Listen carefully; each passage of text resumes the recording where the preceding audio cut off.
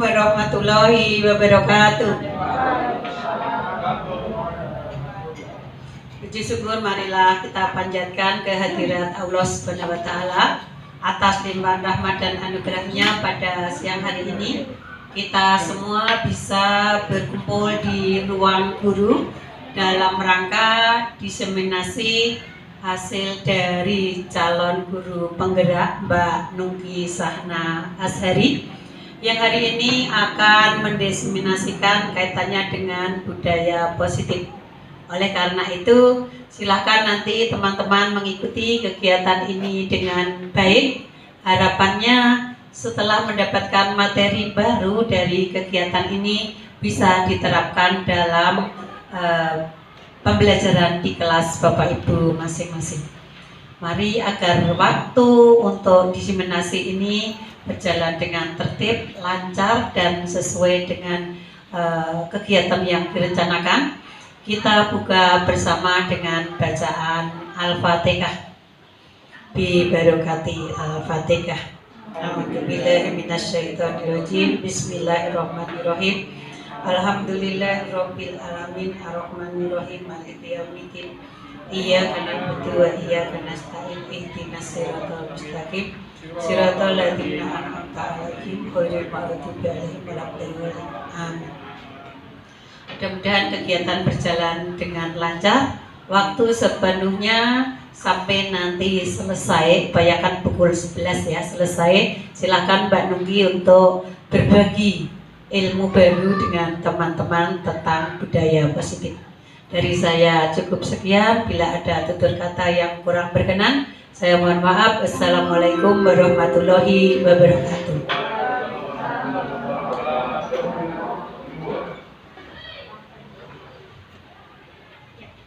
Oke.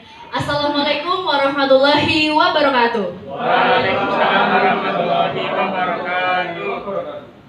Masih semangat Bapak Ibu? Coba saya mau cek semangatnya dulu seperti Bapak Ibu mengecek semangatnya anak-anak. Oke. Semangat pagi. Pagi, depan bisa. Oke.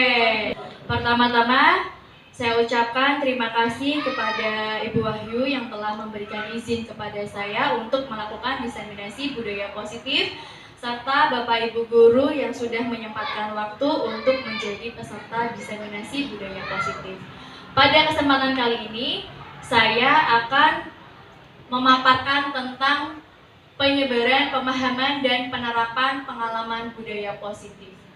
Jadi, nanti ada beberapa materi tentang budaya positif.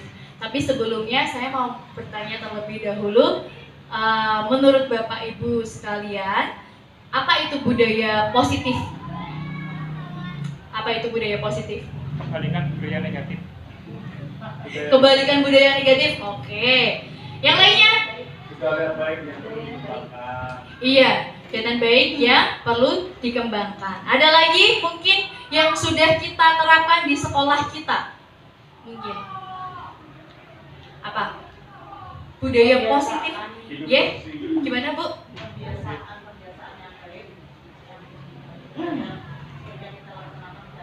Ya, pembiasaan baik yang sudah kita lakukan setiap hari. Ya, oke. Itu adalah salah satu contoh dari budaya positif yang seperti sudah kita laksanakan di sekolah kita dari pagi. Apa itu Bapak Ibu? Pembiasaan pagi. Dan apalagi contohnya selain itu di sekolah kita? Iya, pungut sampah setiap 5 menit sebelum masuk. Nah, itu merupakan salah satu contoh budaya positif. Nah, kita mulai ya Bapak Ibu. Nah, pada kesempatan kali ini ada beberapa poin yang akan saya sampaikan. Yang pertama yaitu adanya perubahan paradigma belajar, kemudian ada disiplin positif, kemudian nilai-nilai kebajikan, kemudian ada kebutuhan dasar manusia, selanjutnya motivasi perilaku manusia, posisi kontrol guru, keyakinan kelas, dan segitiga restitusi. Yang pertama, pembelajaran dengan paradigma baru. Hal ini mungkin sudah familiar di telinga Bapak Ibu, karena kita merupakan sekolah penggerak angkatan pertama, di mana waktu itu merupakan kita melaksanakan kurikulum dengan paradigma baru, ya kan, yang kemudian namanya menjadi kurikulum merdeka. Jadi pada pembelajaran paradigma baru ini merupakan pembelajaran yang berpihak pada murid yang dirancang berdasarkan prinsip pembelajaran berdiferensiasi, sehingga peserta didik dapat belajar sesuai dengan kebutuhan dan kemampuannya. Nah, diharapkan pembelajaran dengan paradigma baru ini dapat mewujudkan yang namanya di sebelahnya. Apa ini Bapak Ibu? Iya, betul sekali. Profil pelajar Pancasila. Ada berapa Bapak Ibu? Ada 6. Yang pertama, beriman dan bertakwa pada Tuhan Yang Maha Esa dan berakhlak mulia. Yang kedua, berkebinekaan global. Yang ketiga, bergotong royong. Yang keempat, kreatif. Yang kelima, bernalar kritis. Dan yang keenam, mandiri. Dan alhamdulillah di sekolah kita sudah menerapkan P5 yang juga di dalamnya merupakan pengembangan untuk pembiasaan profil pelajar Pancasila. Nah, selanjutnya, apa sih hubungan antara menciptakan suasana yang positif dengan proses pembelajaran yang berpihak pada murid? Kira-kira apa Bapak Ibu? Iya betul sekali Bu Kurnia. Jadi saya lanjutkan. Yang perlu kita ingat bahwa kita perlu menghilangkan rasa takut dalam diri murid kita. Kemudian pasti di sekolah kita itu banyak sekali murid-murid yang sedikit melakukan kesalahan. Nah, tapi kesalahan itu kan adalah suatu proses pembelajaran itu sendiri. Jadi bagaimana kita bisa menciptakan suasana sekolah yang dapat menghilangkan rasa takut dalam diri murid, dan juga kesalahan siswa itu merupakan suatu proses pembelajaran, sehingga terciptalah semua murid yang dapat belajar dengan rasa tenang, tanpa tekanan dan nyaman. Seperti yang sudah disampaikan oleh Bu Wahyu kemarin waktu rapat kalau tidak salah, marilah kita ciptakan pembelajaran yang senyaman mungkin dengan melakukan kegiatan pembelajaran berdiferensiasi. Jadi sekolah itu merupakan sesuatu hal yang selalu diimpikan oleh anak. Jadi mereka tidak terkesan takut kalau mau berangkat, tapi dia itu sangat semangat dan senang jika berada di sekolah. Nah, hal ini sesuai dengan standar nasional pendidikan, di mana lingkungan yang positif yang diperlukan agar pembelajaran yang terjadi adalah pembelajaran yang berpihak pada murid sebagaimana tertuang dalam standar proses pada standar nasional pendidikan, yaitu pelaksanaan pembelajaran sebagaimana yang dimaksud dalam pasal 10 diselenggarakan dalam suasana belajar yang 1. Interaktif, 2. Inspiratif, 3. Menyenangkan, 4. Menantang, yang kelima, memotivasi peserta didik untuk berpartisipasi aktif dan memberikan ruang yang cukup bagi prakarsa, kreativitas, kemandirian sesuai dengan bakat, minat, dan perkembangan fisik serta psikologis peserta didik. Kemudian, bagaimana cara Bapak Ibu menerapkan disiplin positif di sekolah?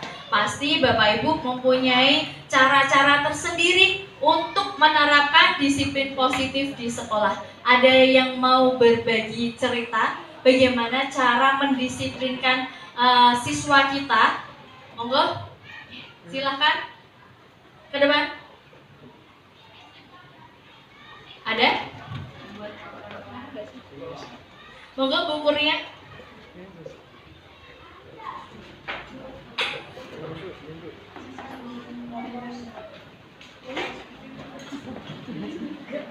Baik, terima kasih atas kesempatan yang diberikan saya untuk menjawab pertanyaan bagaimana cara Bapak Ibu menerapkan disiplin positif di sekolah.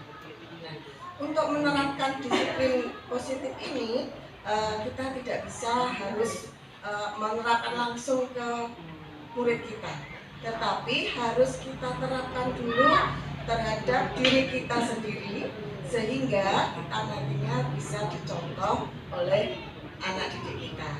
Dengan melihat budaya positif yang ada pada diri kita, kemudian kita mengajak anak didik untuk berbuat yang serupa, dan ini untuk keselanjutannya bisa dijadikan suatu pembiasaan dan akhirnya akan diterapkan, dilakukan dan merupakan nanti menjadi kesepakatan bersama untuk dilakukan bersama-sama. Begitu. Beri tepuk tangan dulu untuk Bu Kornia, Bapak Ibu semua. Ya, jadi disiplin positif bisa dimulai dari kita sebagai guru yang bisa menjadi contoh teladan bagi anak-anaknya. Nah, selanjutnya, jadi sebelum kita masuk lebih dalam, coba kita refleksi sebentar bahwa guru itu pasti memiliki kontrol dalam pembelajaran. Nah, namun demikian ada beberapa miskonsepsi tentang makna kontrol. Yang pertama adalah ilusi guru mengontrol murid. Jadi terkesan semua hal yang ada di dalam kelas maupun di luar kelas merupakan kegiatan yang sudah dikontrol oleh guru.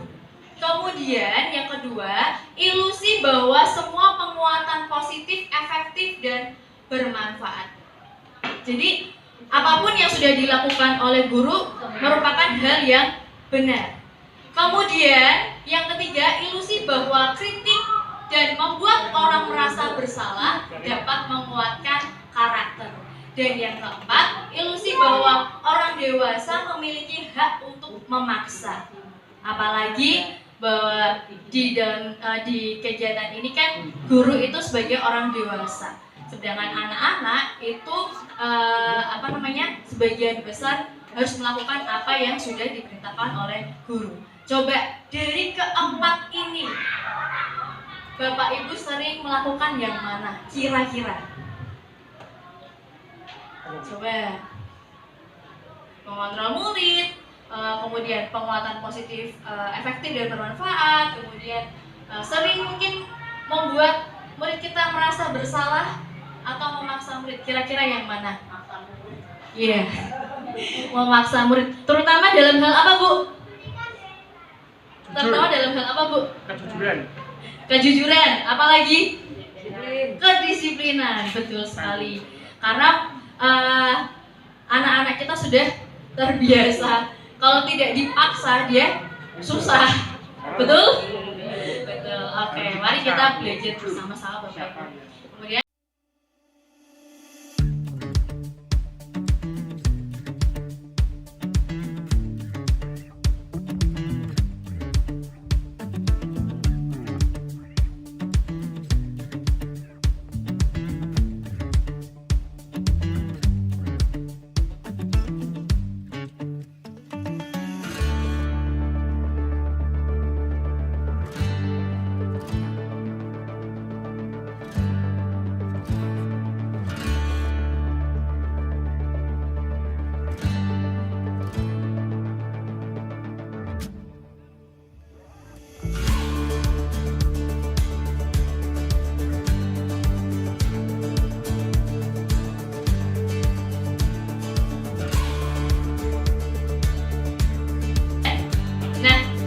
dari hal tersebut, mari kita ubah bahwa paradigma stimulus respon itu harus kita ubah menjadi pendekatan teori kontrol, di mana di sini ada perbedaan antara stimulus respon dengan teori kontrol. Yang pertama, realitas kebutuhan kita itu sama dalam stimulus respon. Padahal sejatinya setiap orang itu memiliki kebutuhan yang berbeda.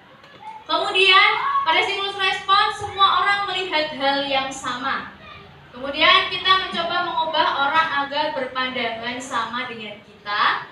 perilaku buruk dilihat sebagai suatu kesalahan, orang lain bisa mengontrol saya, kemudian saya bisa mengontrol orang lain, memaksa ada pada saat bujukan gagal, dan model berpikir menang atau kalah. Di sini kita ubah menjadi teori kontrol, di mana setiap orang memiliki kebutuhan yang berbeda, setiap orang memiliki gambaran yang berbeda. Selanjutnya kita berusaha memahami pandangan orang lain tentang dunia. Kemudian semua perilaku memiliki tujuan. Hanya Anda yang bisa mengontrol diri Anda sendiri. Kemudian Anda tidak bisa mengontrol orang lain. Kemudian kolaborasi dan konsensus menciptakan pilihan-pilihan baru dan model berpikir menang-menang. Nah, di sini sangat berkaitan dengan adanya budaya disiplin positif, di mana disiplin positif merupakan salah satu cara penerapan disiplin yang bertujuan untuk menumbuhkan kesadaran serta memberdayakan peserta didik tanpa imbalan penghargaan atau reward, ancaman atau hukuman. Jadi sebagai pendidik di sini tujuan kita adalah menciptakan anak-anak yang memiliki disiplin diri sehingga mereka bisa berperilaku dengan mengacu pada nilai-nilai kebajikan universal dan memiliki motivasi intrinsik. Pada dasarnya apapun yang dilakukan oleh anak didik kita itu pasti ada motivasinya. Betul Bapak Ibu? Ya. Nah, bagaimana caranya kita bisa menanamkan disiplin ini bukan karena adanya penghargaan atau adanya ancaman atau hukuman, tapi disiplin itu memang keluar dari dirinya sendiri karena dia meyakini bahwa nilai-nilai tersebut harus mereka laksanakan. Nilai-nilai kebajikan di sini ada beberapa teori. Yang pertama, profil pelajar Pancasila, kemudian ada BO Primary Years Program, kemudian ada keterampilan hidup. Di mana profil pelajar Pancasila tadi ada 6 dimensi. Kemudian ada BO Primary Years Program, di situ ada toleransi, rasa hormat, integritas, mandiri, menghargai, antusias, empati, keingintahuan, kreativitas, kerjasama, percaya diri, dan komitmen. Sedangkan keterampilan hidup di sini yaitu dapat dipercaya, lurus hati, pendengar yang aktif, tidak merendahkan orang lain, memberikan yang terbaik dari diri sendiri. Nah, dari ketiga teori ini yang sudah dan sedang kita biasakan adalah yang pertama ini, profil pelajar Pancasila. Di situ sudah cukup lengkap karena di dalamnya terdapat beriman, bertakwa kepada Tuhan yang Maha Esa dan berakhlak mulia. Di sini berkaitan dengan interaksi antara manusia dengan Tuhan, dengan sesama, dengan dirinya sendiri, kemudian dengan negara dan lingkungan sekitar. Kemudian ada mandiri, bernalar kritis, berkebinekaan global, bergotong royong, dan kreatif. Nah, seperti yang sudah saya sampaikan tadi bahwa segala hal yang dilakukan oleh kita sebagai manusia itu pastinya ada motivasi. Nah, di sini ada 2 ciri motivasi. Yang pertama ada motivasi ekstrinsik dan motivasi intrinsik. Di mana motivasi ekstrinsik ini berasal dari luar. Contohnya dengan memberikan penghargaan atau imbalan, kemudian atau untuk menghindari ketidaknyamanan hukuman. Jadi seseorang misalnya melakukan sesuatu itu karena adanya penghargaan atau untuk menghindari ketidaknyamanan atau hukuman. Kemudian kalau motivasi intrinsik itu untuk menjadi orang yang mereka inginkan dan menghargai diri sendiri dengan nilai-nilai yang mereka percaya. Jadi ini unsur dari luar, kalau ini memang dari kesadaran dirinya sendiri. Nah, di sini ada hukuman, konsekuensi, dan restitusi. Jika hukuman itu tidak terencana atau tiba-tiba, anak atau murid tidak tahu apa yang akan terjadi dan tidak dilibatkan. Kemudian bersifat satu arah dan bisa berupa fisik maupun psikis. Sedangkan konsekuensi itu terencana atau sudah disepakati. Kemudian murid tetap dibuat tidak nyaman, sikap guru senantiasa memonitor murid. Kemudian restitusi, proses menciptakan kondisi bagi murid untuk memperbaiki kesalahan. Proses kolaboratif yang mengajarkan murid untuk mencari solusi sendiri.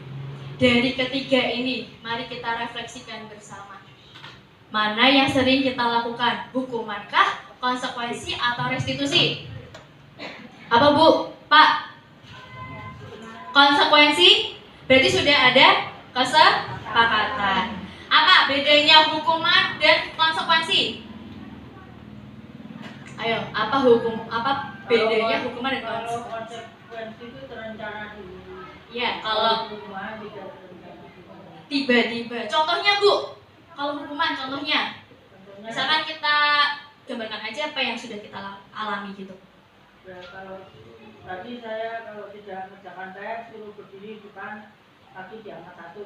Oke, betul. Itu adalah salah satu contoh Hukuman. hukuman. Kalau konsekuensi, contohnya,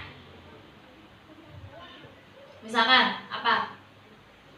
Apa Bu Dwi? Kalau misalkan konsekuensi, Ini mengerjakan PR.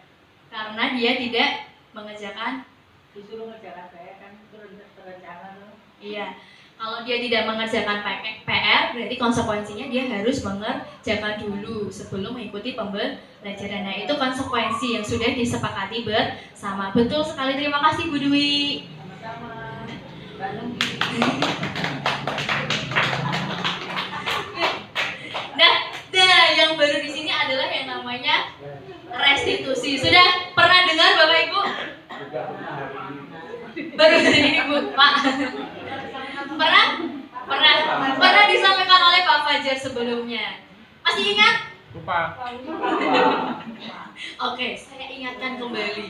Dan selanjutnya mungkin nanti akan diingatkan terus bagi teman-teman kita yang selanjutnya insya Allah juga akan lulus di CKB selanjutnya. Amin. Amin.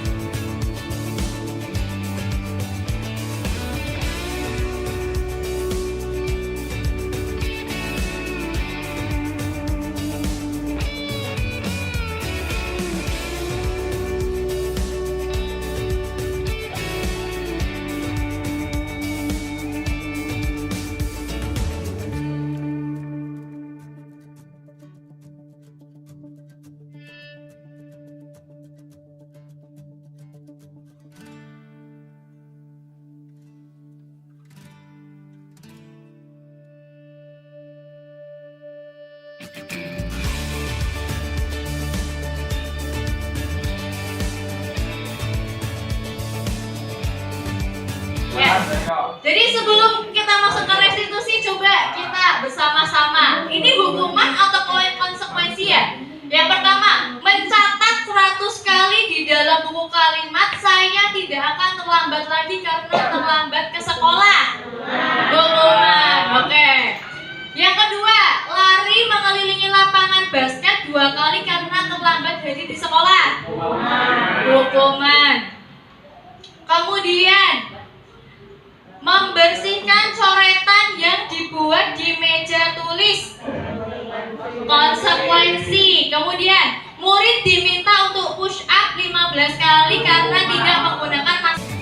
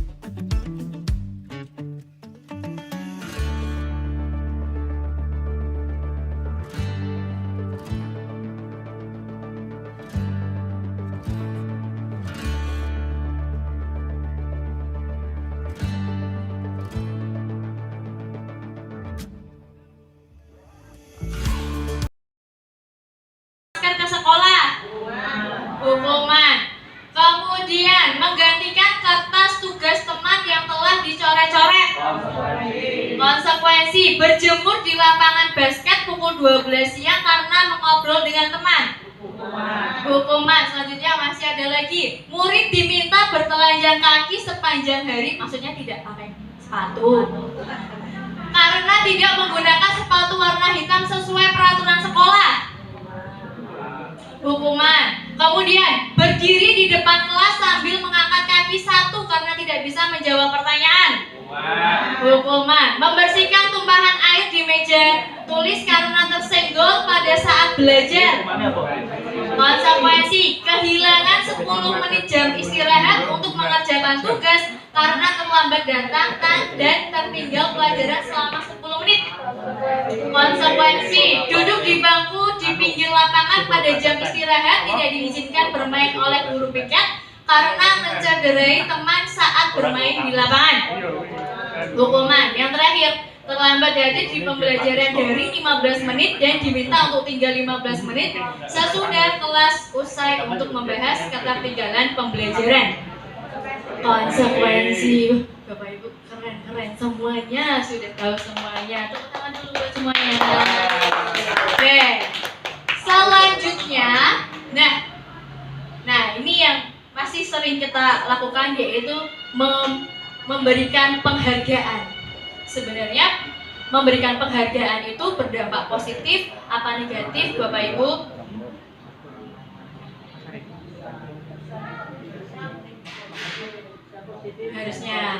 Harusnya positif, tapi juga bisa berdampak negatif. Oke. Di sini bahwa ada pendapat bahwa dengan memberikan penghargaan itu dapat mempengaruhi jangka pendek dan jangka panjang. Jadi kalau memberikan penghargaan itu bisa saja mungkin bagus untuk jangka pendek, tapi untuk jangka panjangnya itu kurang bagus karena dia ada unsur motivasi ekstrinsik di situ. Dia melakukan karena ada pemberiannya, bukan berasal dari dirinya sendiri. Kemudian penghargaan tidak efektif. Kemudian penghargaan dapat merusak hubungan. Maksudnya di sini, misalkan bayangkan kalau misalkan anak kita yang misalkan nilainya yang bagus atau yang mungkin menang dalam pembelajaran kita buat game seperti itu, dia dapat mendapatkan reward, misalkan ada hadiah. Tapi yang kalah tidak dapat hadiah. Nah itu biasanya timbul kecemburuan sosial, apalagi kalau anak-anak kelas rendah. Bu, saya ada, lo kok itu dapat aku enggak? Karena dia memang belum paham bahwa itu adalah sebuah kompetisi seperti itu. Kemudian penghargaan mengurangi ketepatan. Penghargaan menurunkan kualitas seperti tadi bahwa dia itu kan melakukan karena mendapatkan penghargaan, bukan berasal dari dirinya sendiri, sehingga bisa jadi kalau misalkan tidak ada penghargaannya ya dia tidak melakukan. Kemudian penghargaan mematikan kreativitas dan penghargaan menghukum bagi yang tidak mendapatkan penghargaan. Jadi mereka merasa seperti dibedakan gitu. Nah, ini hal baru yang mari kita pelajari bersama-sama, yaitu yang namanya restitusi. Restitusi ini adalah proses menciptakan kondisi bagi murid untuk memperbaiki kesalahan mereka sehingga mereka bisa kembali pada kelompok mereka dengan karakter yang lebih kuat.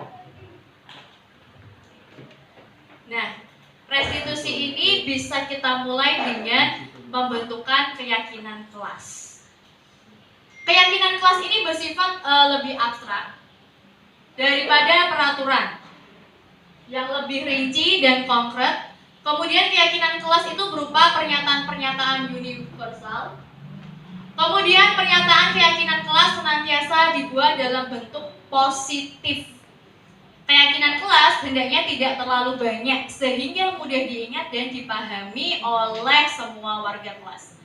Keyakinan kelas sebaiknya sesuatu yang dapat diterapkan di lingkungan tersebut dan semua warga kelas hendaknya ikut berkontribusi dalam pembuatan keyakinan kelas lewat kegiatan curah pendapat dan bersedia meninjau kembali keyakinan kelas dari waktu ke waktu. Dari sini saya mau bertanya lagi, Bapak Ibu yang sudah membuat keyakinan kelas, monggo bisa ngacung. Ada yang sudah buat?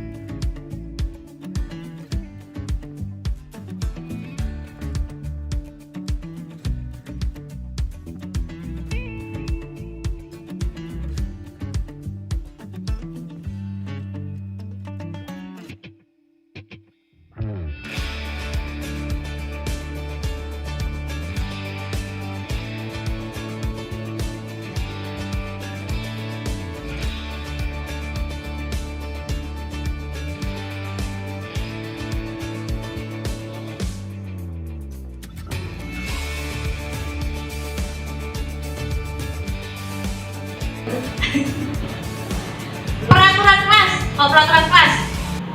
Tapi tidak tertulis. Oh, langsung aja coba saya mau hitung. Peraturan kelas, kalau peraturan kelas 1, 2, 3, 4, 5, 6, 7, 8, 9. Oke. Tidak tulis ya tidak apa-apa. Mari kita refleksikan bersama dulu. Nah, apa sih bedanya peraturan dan keyakinan kelas? Keyakinan kelas itu hal yang baru atau yang sudah sering didengar Bapak Ibu? Keyakinannya kesepakatan. Aturan itu benih. Peraturannya Sudah sering. Iya. Oke. Mari kita kaji apa sih perbedaan peraturan dengan keyakinan kelas. Oke. Peraturan kelas itu kan dibuat berdasarkan kesepakatan kelas, boten? Iya. Biasanya guru, kemudian Murid. Siswa. dipaparkan ke siswa. Kalau misalkan ada yang tidak setuju, bagaimana Bapak Ibu? Voting demokrasi. Gimana Bu? Iya. Kemudian kalau misalkan memang muridnya tidak menyetujui, gimana Bu? Apa yang sebaiknya kita lakukan? Harus dipaksa. Oke. Jadi bedanya peraturan kelas dengan keyakinan kelas tadi Bapak Ibu. Kalau awalnya memang kita keyakinan kelas itu dibuat dari peraturan kelas terlebih dahulu. Silahkan Bapak Ibu bisa meminta anak-anak untuk menuliskan apa saja peraturan yang akan kita sepakati untuk di dalam kelas. Kemudian pasti di situ ada kalimat negatifnya. Jangan tidak, benar? Nah, jangan terlambat.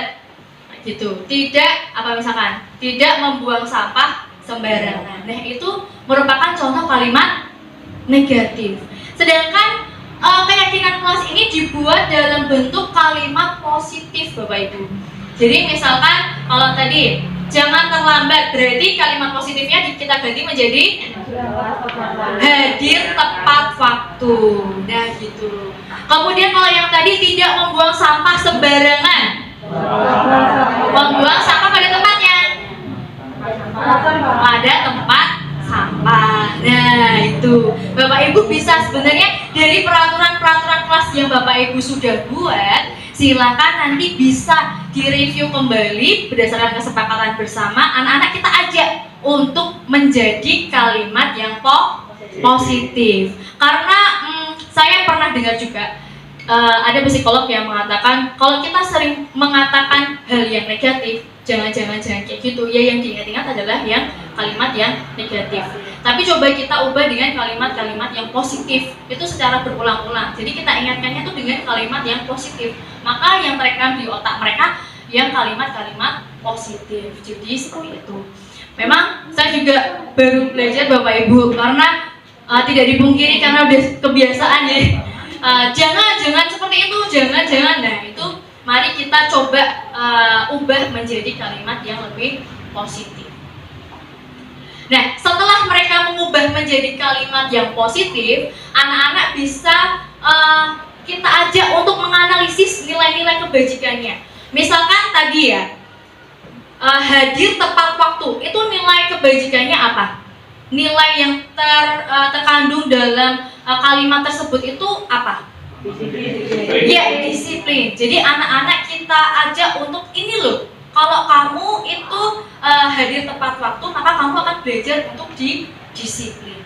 Kemudian tadi membuang sampah pada tempat sampah. Berarti nilainya apa? Kalau menjaga kebersihan berarti dia berkarakter untuk bertanggung jawab terhadap lingkungan sekitarnya. Jadi kita berikan kesadaran kepada mereka bahwa apa yang mereka lakukan itu ada nilai-nilai kebajikannya seperti itu. Nah, coba nilai kebajikan apa yang dituju? Nih misalkan, kembalikan barang ke tempatnya. Tanggung jawab. Oke. Dilarang mengganggu orang lain. Menghargai. Ya. Hadir di sekolah 15 menit sebelum pembelajaran dimulai. Disiplin. Dilarang melakukan kekerasan. Karakternya apa, Bu? Gimana? Saling menyayangi. Oke. Dilarang menggunakan narkoba.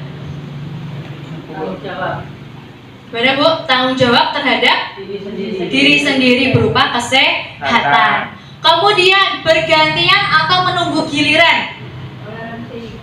Gimana, Bu? Toleransi. Ya, membiasakan budaya antri. Oke. Kemudian dilarang merokok. Iya, tanggung jawab pada diri sendiri. Gunakan masker. Sama ya. Kemudian berjalan di kelas dan koridor. Iya, disiplin. Kalau masuk lewat sini, kalau keluar nanti lewat tempat yang lain. Oke, itu merupakan salah satu praktek untuk memberikan pengarahan kepada siswa kita untuk menganalisis nilai-nilai kebajikan. Nah, sejatinya setiap manusia itu memiliki kebutuhan dasar. Kebutuhan dasar manusia ini memiliki keterkaitan dengan yang namanya teori kontrol tadi. Bahwa ada suatu tujuan di balik sebuah perilaku manusia.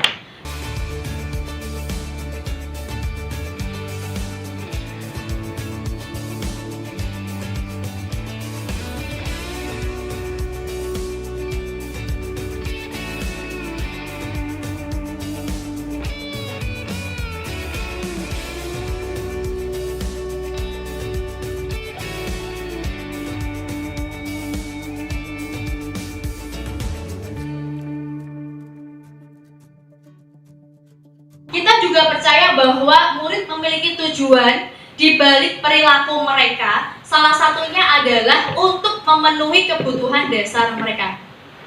Misalkan, kasusnya adalah di kelas. Apa, Bu?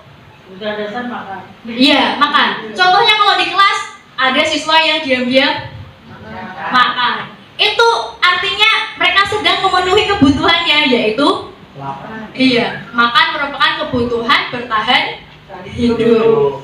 Nah, mari kita bahas tentang kebutuhan manusia.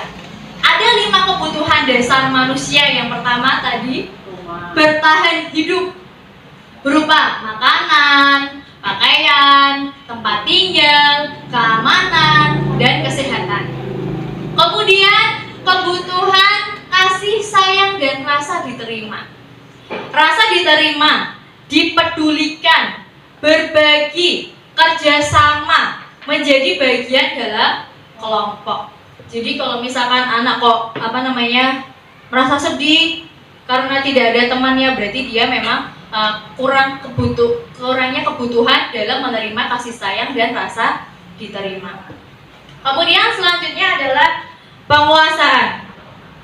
Penguasaan di sini yaitu berupa harga diri, keinginan untuk dianggap, memimpin, berprestasi, diakui dan didengar. Selanjutnya kebebasan, di mana kesenangan sesuai dengan usia dari perkembangan anak-anak. Nah, selanjutnya di sini ada 5 posisi kontrol guru di dalam kelas. Yang pertama sebagai penghukum, yang tadi memberikan hukuman secara tiba-tiba. Contohnya tadi ketika tidak mengerjakan PR, suruh ke depan. Nah itu merupakan kontrol guru sebagai penghukum di sini. Kemudian yang kedua sebagai pemantau. Pemantau di sini yaitu guru mengingatkan kepada siswa yang melanggar keyakinan kelas misalkan. Nah, kemudian dia juga memberikan konsekuensi yang harus dilakukan oleh siswa. Kemudian membuat merasa bersalah. Contohnya apa, gimana kalimatnya? Kabarnya mengintip bukan Mengintip Bu. Memantau siswanya yang sekiranya terlambat atau yang ngomong sendiri, kan kita sambil ngintip kayak gini deh. Iya benar. Mengintip. Oke. Kemudian membuat merasa bersalah. Contohnya gimana Bapak Ibu? Pernah nggak ngomong dengan siswa misalkan tidak mengerjakan PR? Nah, Bu, kamu itu mengerjakan PR, kamu nggak kasihan sama Bu Guru gitu. Nanti kalau Bu Guru ditekul, oh ya sama orang tuamu, bener sama orang tuamu sudah susah-susah membiayai sekolah. Nah itu berarti guru itu sebagai membuat merasa bersalah kayak gitu. Kemudian juga ada posisi kontrol sebagai teman. Teman di sini meskipun anak kita melakukan kesalahan, kita tetap dengan ekspresi yang gimana? Ramah, dengan tersenyum sambil mengingatkan. Itu berarti kita memposisikan sebagai teman. Dan yang terakhir ini sebagai manajer. Sebagai manajer itu gimana Bapak Ibu? Manajer. Bagaimana? Ya, ini ada paparan.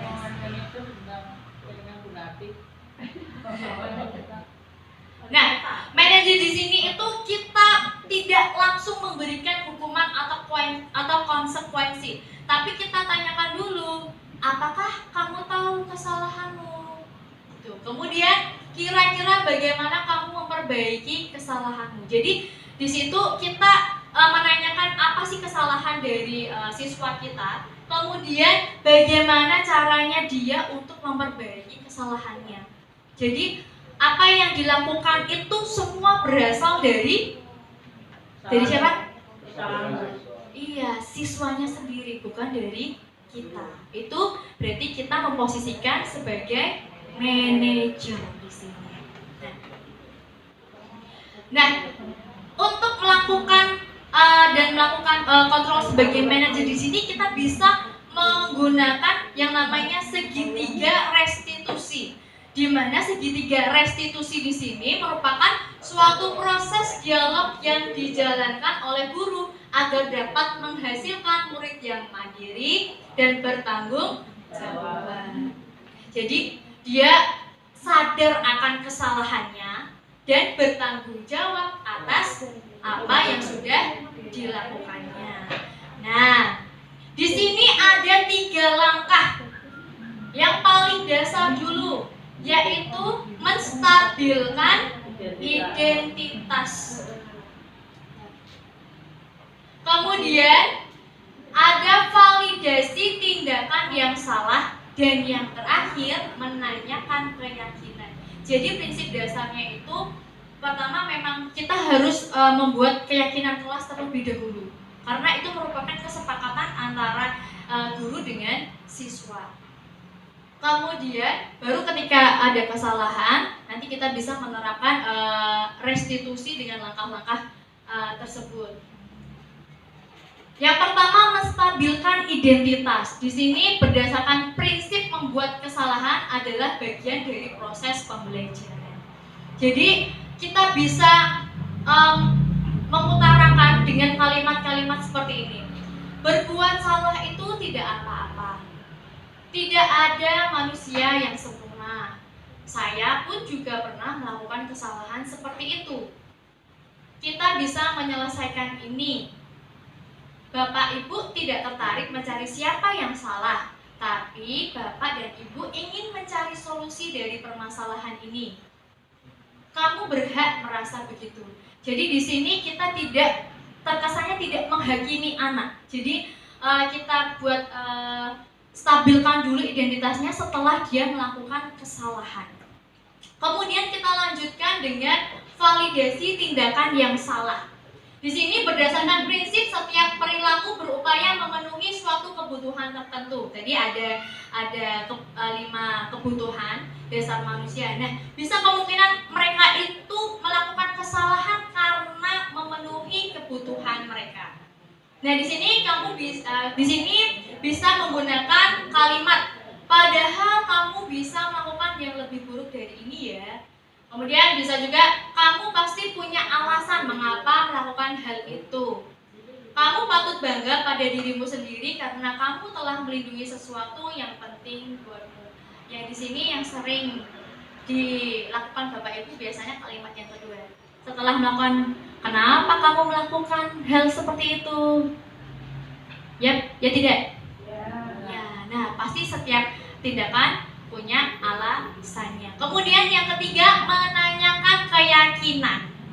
Di sini berdasarkan prinsip teori kontrol bahwa pada dasarnya kita termotivasi secara intrinsik.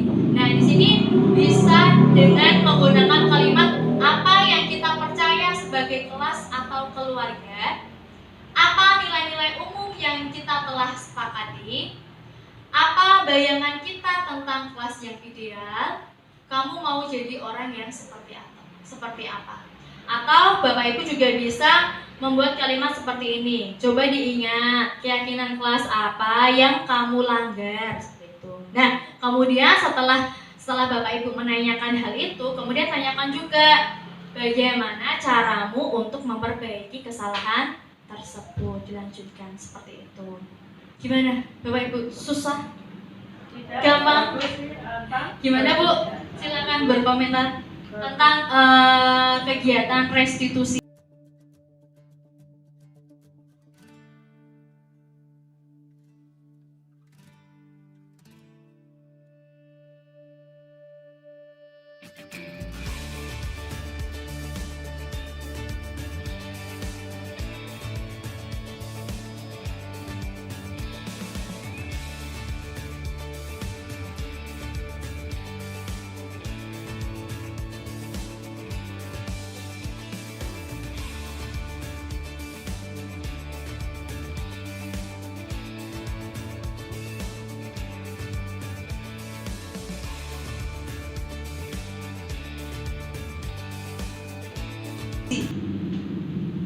Sangat bagus dilakukan oleh guru, tapi ya nggak susah.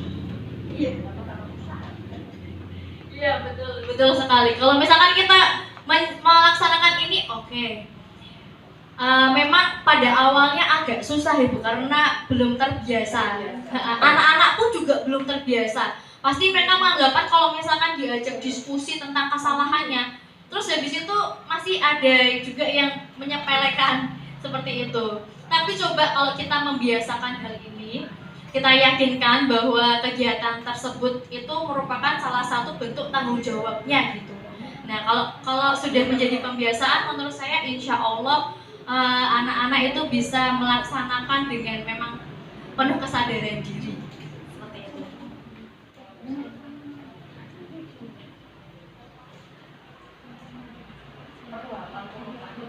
Iya. Allah Akbar. Nah, ini ada contoh penerapan yang sudah saya lakukan. Yang pertama, ini ada kasus bahwa Geisha itu di dalam kelas melakukan bermain HP sendiri. Nah, itu bisa dimulai dari menanyakan terlebih dahulu kenapa dia pertama stabilkan melakukan kesalahan itu wajar Geisha gitu. Kemudian tanyakan apa yang kamu lakukan tadi di dalam kelas, kenapa kamu melakukan gitu. Kemudian kira-kira keyakinan apa yang kamu langgar. Katanya sih waktu itu dia sudah melanggar bahwa keyakinan kelasnya kan kalau ketika belajar berkelompok itu waktu belajar kelompok Bu, itu dia harus bekerja sama, tidak boleh bermain sendiri gitu. Kemudian dia memberikan yang dia bisa perbaiki adalah meminta maaf kepada temannya, kemudian membantu temannya saat bekerja kelompok. Kemudian yang kedua di sini Sabrina itu terlambat. Sudah sering kali terlambat, tapi memang alasannya karena di malam hari dia ada kegiatan. Cuma di sini kita tekankan bahwa meskipun di malam hari dia ada kegiatan, karena kegiatannya keagamaan, kegiatannya itu mengaji, kan itu sebuah hal yang baik. Tapi dia mempunyai tanggung jawab juga untuk tidak datang terlambat seperti itu. Kemudian yang ketiga di sini, nah di sini ada laporan. Si Rizky ini, saya dapat laporan bahwa Rizky ini telah memukul temannya. Kemudian saya panggil dulu si Rizky. Dia menjelaskan, meskipun dia masih kelas rendah, tapi dia bisa menjelaskan. Kalau dia memukul temannya itu karena sebelumnya dia ada temannya yang mengejek seperti itu, makanya dia memukul. Nah, kita tahu dulu alasannya. Kemudian meskipun dia kelas rendah, kita bisa mencoba untuk memberikan pengertian. Kalau kayak gini tuh baik apa salah. Kemudian harusnya seperti apa. Bagaimana kamu selanjutnya. Kemudian dia, ya kalau anak kecil ketika melakukan kesalahan, ujung-ujungnya adalah minta maaf. Tapi kita tekankan bahwa meminta maaf itu jangan asal meminta maaf, tapi tidak diulangi lagi. Kemudian di sini ada penerapan keyakinan kelas. Jadi mari kita mulai buat, karena tadi Bapak Ibu sudah banyak yang buat peraturan kelas seperti itu. Mari kita ubah peraturan kelas menjadi keyakinan kelas. Gak apa-apa, sedikit-sedikit, lama-kelamaan juga bisa jadi kebiasaan.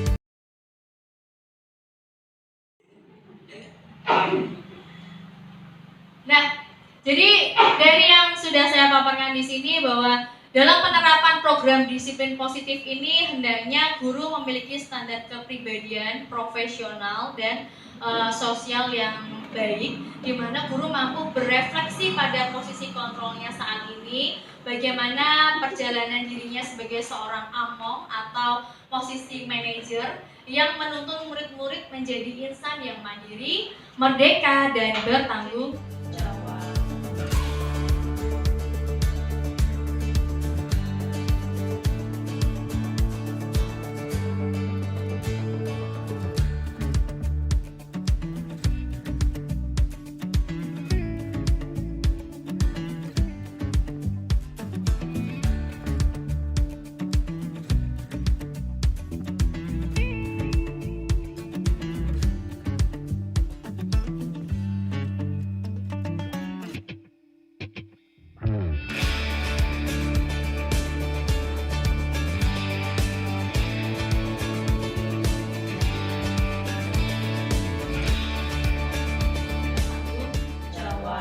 Sebelum saya tutup, mungkin ada pertanyaan dari Bapak Ibu.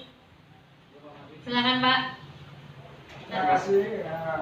Tadi yang kalau sudah sebenarnya cukup jelas, cuma antara tadi keyakinan dan tata tertib hanya terletak pada perbedaan suatu pilihan kata atau diksi ya.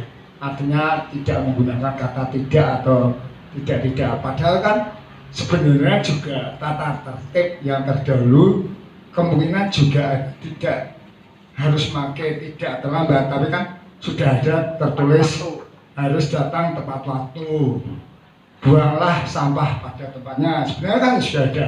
Lalu esensi perbedaan yang pokok itu apa sebenarnya? Terima kasih. Hanya itu. Ya, terima kasih Pak Ahmadi. Jadi selain dari susunan kalimatnya Pak, di situ kan setelah di tahap selanjutnya, setelah keyakinan diubah menjadi kalimat positif, itu kan kemudian ditanyakan nilai-nilai kebajikannya, Pak.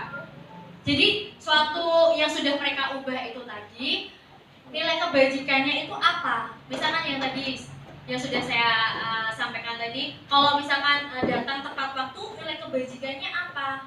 Nilai-nilainya yang terkandung dalam hal tersebut itu apa? Disiplin. Nah, supaya menanamkan nilai disiplin ini loh, Pak, kepada anak-anak. Jadi selain mengubah kalimat positif, kita juga jangan lupa ajak siswa untuk menganalisis nilai kebajikannya. Seperti itu. Gimana Pak Ahmadi? Demikian juga, apakah sebenarnya sebuah tata tertib itu juga tidak mengajarkan untuk ini kebajikan atau kebaikan? Contohnya datang tepat waktu, otomatis juga sudah merupakan ada nilai dari kebajikan. Nah, yang saya tanyakan tuh apa ya? Kebermanaan yang tepat yang ada itu loh. Kita mesti ya sudah tahu bahwa suatu tata tertib itu ya menginginkan adanya nilai-nilai kebajikan. Contoh, hindari dari penggunaan narkoba. Tentunya kan juga harus sehat mental dan sebagainya. Nah, kita juga harus memiliki ketegaran atau kebugaran yang cukup sehat. Itu sudah pasti. Nah, yang saya maksud mengapa harus diganti seperti ini? Iya Pak, terima kasih. Jadi pada dasarnya memang tata tertib dibuat untuk nilai-nilai kebaikan. Namun demikian, kadang itu ketika penyusunan tata tertib kita lupa kalau menyadarkan anak tentang nilai-nilai kebajikannya gitu loh Pak. Jadi setelah tata tertib selesai, besok kan berarti mereka harus melaksanakan seperti itu. Tapi di sini di keyakinan kelas itu kita benar-benar yakinkan kepada siswa bahwa nilai ini itu yang diharapkan ketika kamu melakukan hal tersebut. Jadi intinya untuk menyadarkan anak gitu aja Pak. Jadi siswa itu melakukan ini karena supaya aku terbiasa disiplin gitu. Karena terkadang kalau misalkan mereka langsung melakukan saja, yang melakukan, tapi ada beberapa anak yang mungkin dia tidak sadar bahwa dia melakukan ini itu untuk membiasakan hal tersebut. Gitu Pak Ahmadi. Ya, saya aja. Berarti secara tidak langsung intinya selama ini kita tata tertib mungkin kurang disosialisasikan, sedangkan keyakinan harus kita buat bersama, kesepakatan ya. Artinya juga keyakinan bisa dinyatakan dalam sebuah kesepakatan yang harus disosialisasikan kepada siswa. Hanya itu ya, mungkin itu hanya asumsi dari saya. Terima kasih, sudah cukup jelas. Ya, terima kasih Pak Ahmadi. Jadi saya tekankan lagi bahwa keyakinan kelas itu ya memang dari susunan kalimatnya itu berbeda. Dia menggunakan kalimat yang positif. Tapi sebelum benar-benar diketok misalkan kayak gitu, bahwa keyakinan kelas kita itu seperti ini, kita ajak dulu anak-anak untuk menganalisis nilai disiplinnya. Bedanya di sini kalau misalkan tata tertib setelah melakukan kesepakatan dia harus dilaksanakan seperti itu. Jadi keyakinan kelas itu mengandung nilai-nilai keyakinan atau kebajikan yang mereka sadari bahwa nilai itu baik untuk mereka dan merupakan tanggung jawab yang harus mereka lakukan. Jadi itu yang bisa saya sampaikan. Apabila tadi dalam menyampaikan ada hal yang kurang berkenan atau kurang memuaskan, kurang menjelaskan, Bapak Ibu nanti bisa bertanya secara pribadi. Kurang lebihnya saya mohon maaf. Terima kasih saya ucapkan sekali lagi kepada Bapak Ibu yang sudah menyempatkan waktunya. Semoga hal ini bisa bermanfaat bagi kita semua. Amin. Terima kasih. Wassalamualaikum warahmatullahi wabarakatuh.